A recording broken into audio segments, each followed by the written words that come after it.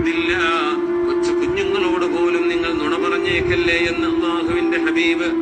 വൈലുൽ ലഹു വൈലുൽ ലഹു വൈലുൽ ലഹു 3 തവണയാണ് നബി തങ്ങൾ പറഞ്ഞത്.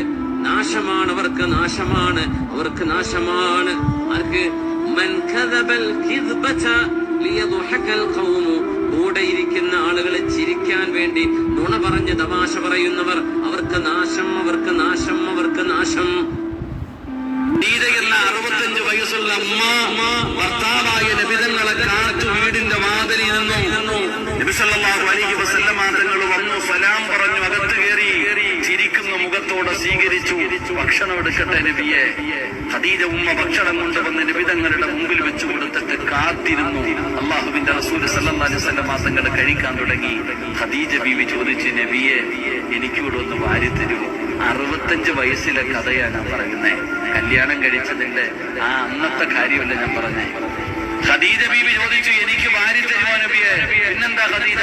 അല്ലാഹുവിന്റെ റസൂൽ സല്ലല്ലാഹു അലൈഹി വസല്ലമ തങ്ങൾ ഖദീജ ബീവിക്ക് ഭക്ഷണം വാരി കൊടുത്തു. ഞാനും വാരി തരട്ടെ നബിയെ? ഇതാ പെങ്ങളെ, അല്ലാതെ ഒരു ഐസ്ക്രീം വെച്ചിട്ട് 2 സ്പൂൺ ഇട്ട് പരസ്പരം നക്കുന്നതിലല്ല സ്നേഹം. അത് അഭിനയം, അത് അഭിനയം, അത് നാട്ടുകാര് കാണാൻ. 65 വയസ്സുള്ള ഖദീജ ബീവി റളിയല്ലാഹു തആല ചോദിച്ചു, ഞാൻ വാരി തരട്ടെ നബി? നീ ജീവിതത്തിൽ ഒരിക്കലെങ്കിലും വാരി കൊടുത്താലുണ്ടോ?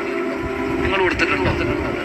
ഭർത്താവിന് ജീവിതത്തിൽ ഒരിക്കലെങ്കിലും ഇത്തിരി ഭക്ഷണം കൊടുത്തിട്ടുള്ള, ഭാര്യയ്ക്ക് വാരി കൊടുത്തിട്ടുള്ള ഭർത്താക്കന്മാരെന്ന് കൈവക്കിക്കെ. കണ്ടിട്ട് മരിക്കാനുള്ള കൊതി കൊണ്ടാണ്. ഒന്ന് കൈവക്കിക്കെ. ഭർത്താവിന് ഒരിക്കലെങ്കിലും ഭക്ഷണം വാരി കൊടുത്തിട്ടുള്ള ഭാര്യമാര്, സുബ്ഹാനല്ലാഹ്, ഈമാന്തിരുമാറാകട്ടെ.